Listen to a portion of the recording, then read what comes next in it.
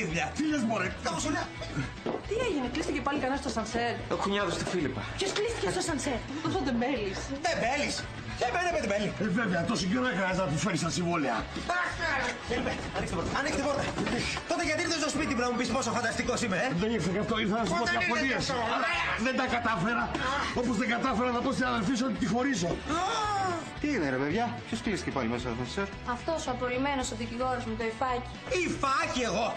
Βέβαια ρε, αφού μας κοιτάει σαν να μας κάνεις χάρη. Μα, Φίλιππε, χάρη σας κάνω. Καλά δεν μπορούσε να πάει από τις σκάλες όπως όλος ο κόσμος. Ντεμπέλης, τι να πεις.